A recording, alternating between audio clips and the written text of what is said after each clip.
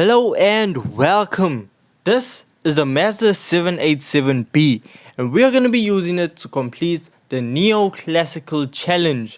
Now, this is a updated version because over the past updates, they have been making constant changes to the performance points rating. So, the old tune is outdated and doesn't actually work anymore. So, this is the setup that will take you to victory. Now, quick disclaimer, my difficulty setting is on medium. So, if you do try this out on the hardest difficulty, please let me know if you are able to win, because it will help others out in the comment section. So, thank you in advance for your assistance. This is a setup that we are going to be using, so you can pause it and copy it down, but we will be going through it. The tires that you need to have are the racing hards, racing intermediates, and racing wets. Racing intermediates and racing wets, you can choose between them just depending on the amount of downpour that is going to be happening during the race. For suspension, everything except for negative camber angle is the exact same setting for both the front and the rear. So body height adjustments is going to be 55, anti-robot 10, dampening ratio 40, dampening ratio expansion is going to be 50, natural frequency is going to be 4, negative camber angle in the front is going to be 1.5, and in the rear it's going to be 1.0. Toe angle is 0.00 for both front and rear. The LSD from top to bottom is going to be 585. Downforce is going to be 500 in the front, 1600 in the rear. ECU 70, ballast 10, balance positioning -3, and power resistor 73. The fully customizable racing transmission is set to 360. Individual gears and final drive is remained untouched. And lastly, a high RPM turbocharger. The first race that we're going to look at are the 10 laps around Willow Springs. Now, the 787B is arguably the best car for this event. The car is extremely light on fuel, so you can set it to fuel map 1 and leave it there the entire race. You will not need to refuel. The only thing you are going to need to watch out for is your tire wear. But the tire wear, as long as you don't aggressively turn, then your tires should not wear out incredibly fast. I mean, I drove very aggressively and my tires still had a lot of life left in it. I was able to average a lap time of 1 minute 9 seconds, which personally I think is a decent lap time. Now, something that I absolutely love about this race is the fact that you don't actually have to worry about weather. That only comes into effect over the next 2 events. Now, with this car, with this current setup, what is different that I can feel compared to the original setup, I'm not able to take this final turn flat out. That is the biggest handling difference that I can feel. But regardless, the car is super fast, very stable, very point and shoot, which is what I love about the 787B. So even with me having a skill issue, I was still able to beat the opponents and bring home a victory with over a 32-second lead over second place. Now, this is one of the events that requires us to actually change our tires. So around Red Bull Ring, you just need to be careful with your braking point. Judge it, watch out for the AI, because the AI can act a little bit suspect at times.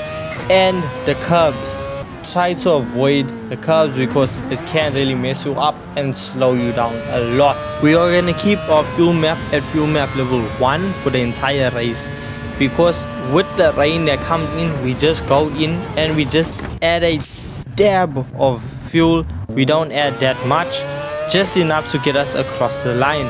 So fuel map 1 is what we are going to use. Now, with the car being set to fuel map 1, we are going to focus our HUD and change it to the weather radar, because the minute we see a little bit of rain coming onto the map, we know, okay, we need to go into pits and change our tires, because we don't want to get caught with our pants down. Now you see, I didn't listen to what I just said and I ended up paying the price and I ended up going off. So this costed me valuable time. Luckily for me, I did have a decent lead over second place, so it wasn't really anything to stress about. Now with the circuit, something you also do need to keep in mind are penalties. If you run wide or if you clip the apex a little bit too much, you will be served a penalty. Carry on clipping a lot of curbs and just running wide, and you are gonna see yourself rack up quite a bit of time. So avoid cutting the corners and avoid running wide. So if you monitor your weather radar properly, it is not a guarantee that it will rain, but the possibility of it raining is still high. So if it doesn't rain, do watch. If you see your fuel gauge is beginning to drop down, then you might need to go in or take your fuel map from 1, set it to 6, and just make sure, okay, you have enough fuel to make it across the line, because you don't want to end up running out of fuel. If you manage everything correctly, you should manage to do everything in a decent amount of time and still come home with a victory and a decent lead over second place. As you can see, I actually crossed the line in first position with a lead of almost 1 minute and 20 seconds. So I still had almost another lap ahead of second place. Now onto the final event at Fuji International Speedway. Now the car is going to remain on fuel map 1 for this entire race. Well, for me, I didn't actually receive any rainfall until the 12th lap. So because of that, I had to actually run up until lap 7, and that is when I changed over to fuel map 3, just enough to get me going. So by the time I need to refuel, it was just for the final lap. So I went in, put about 2% of fuel in, and I just went around and completed my final lap. I just need to add just enough fuel to get me around the circuit.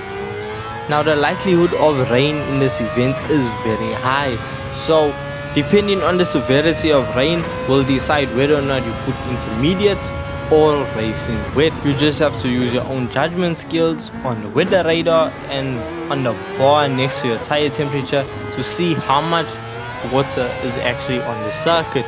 The real killer of this event is the straightaway. It sucks fuel so quickly, so you do need to just judge and monitor. As I said, I switched over to fuel map 3 when I got to lap 7, just to make sure, okay, I can go as far as possible before I need to fuel up. If you don't want to refuel and you see, okay, there isn't gonna be any rainfall, then don't stress, put it to fuel map 4, and you should be able to complete this event without stopping a single time. I am saying run it on fuel map 1 because the chance of rain is very high. So yes, you will have to go in and refuel, but you will have a larger lead over second place. I was able to cross the line and finish the event with a lead of over 29 seconds between me and second place. So that basically wraps it up about the Neo Classical Challenge. I hope this guide does help you out. If it does, please let me know in the comments down below. And if you are looking for more Gran Turismo 7 content, don't forget to leave a like and subscribe. And I'll see you in the next one. Peace.